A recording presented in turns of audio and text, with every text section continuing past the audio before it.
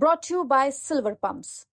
Top quality और consistent performance के लिए सिर्फ सिल्वर पंप्स, नाम याद रखना। टूरिस्ट नहीं हूँ, मैं एक योगी हूँ और योगी के रूप में ही काम करना चाहता हूँ। भारत माता के एक सेवक के रूप में के कार्य करते करते मुझे गोरखपुर की तरफ जाने का अवसर मिले तो मैं कम से कम अपने योगी धर्म और आगे बढ़ा सकूं।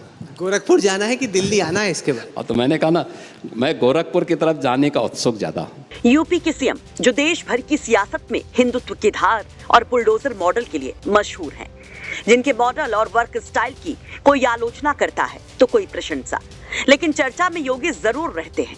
ऐसे में कई चर्चाएं योगी के भविष्य को लेकर भी चलती रहती हैं, जिसमें एक चर्चा बड़ी है कि क्या योगी मोदी के उत्तराधिकारी हो सकते हैं?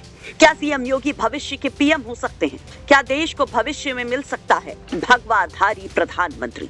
इस सवाल का जवाब खुद योगी आदित्यनाथ ने बड़े मंच से दे दिया। इंडिया टुडे कॉन्क्लेव के दौरान योगी ने जो बड़ा बयान दिया बीजेपी के वारिस पर, जरा वो सुन लीजिए। कि कई लोग आपको बीजेपी में राजनीति के वारिस के तौर पे देखते हैं। खूब तालियां भी बजी यहाँ पे उन लोगों में जो इंडिया टुडे कॉन्क्लेव में आए। अगर आपसे पूछा जाए कि क्या आप बीजेपी के राजनीति के वारिस के तौर पे अपने आप को देखते हैं? देखिए, मैं कोई वारिस नहीं हूँ, मैं एक योगी हूँ और योगी के रूप में ही काम करना चाहता हूँ। भारत माता के एक सेवक के रूप में उत्तर प्रदेश की जनता की जिम्मेदारी मुझे दी गई है, उसी के रूप में अपना काम कर रहा हूँ।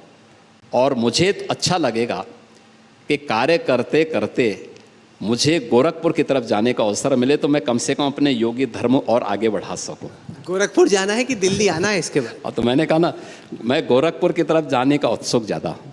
2027 की अगर बात करें तो 2027 के चुनावों में क्या बटेंगे तो कटेंगे, एक हैं तो सेफ हैं, संभल, या फिर आपकी रणनीति कुछ और होगी 2027 में? मतलब बुलडोजर बाबा की छवि। 2027 80-20 की लड़ाई है।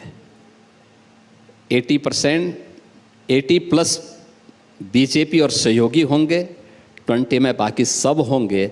आप देखना, यही रिजल्ट आने वाला है और उसी के लिए सारे कार्य हो रहे हैं और उसी को लेकर के हम आगे बढ़ रहे हैं और यही रिजल्ट भी आने वाला है। योगी कहते हैं कि वो लखनऊ से दिल्ली की दूरी तय करने से ज्यादा लखनऊ से गोरखपुर जाने के लिए उत्सुक हैं। दरअसल योगी पहले भी कई दफा ये बयान दे चुके हैं कि वो सत्ता की कुर्सी से ज्यादा अपने मठ में जाना पसंद करेंगे। खासकर सीएम योगी ने जब लोकसभा चुनाव के बाद भरे विधानसभा से मॉनसून सत्र में एक बड़ा बयान दिया था, जिसकी चर्चा खूब हुई थी। योगी ने कहा था कि प्रतिष्ठा तो उन्हें मठ में मिल जाती है, वो यहाँ नौकरी करने नहीं आए। जरा सुनिए वो बयान।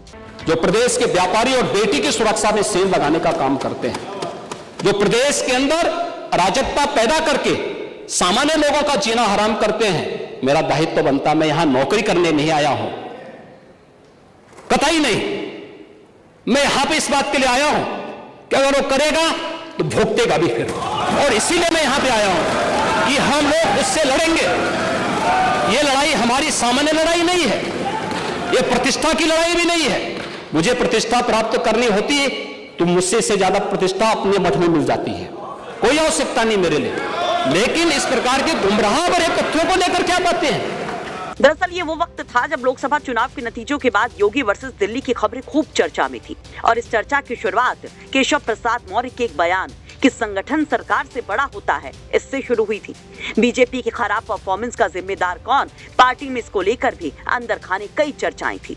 पार्टी के अंदर और पार्टी के बाहर से आरोप प्रत्यारोपों का सिलसिला जारी था। केंद्र में योगी थे, अखिलेश यादव समेत तमाम विरोधी योगी की कुर्सी को खतरे में बता रहे थे, लेकिन योगी के सामने उपचुनाव की पहाड़ जैसी चुनौतियां थी। खुद को साबित करने में योगी जुटे थे। इन तमाम बातों से मानो अनजान बने, जिसमें अप्रत्याशित नतीजे बीजेपी के पक्ष में आए तो फिर से भविष्य में योगी की पार्टी में और मजबूत जगह को लेकर चर्चाएं तेज हो गई। वैसे जिस तरह से योगी ने गोरखपुर जाने की बात कही है, उस पर आप क्या कहेंगे? कमेंट बॉक्स में अपनी राय जरूर रखिए। ब्यूरो रिपोर्ट, यूपी तक।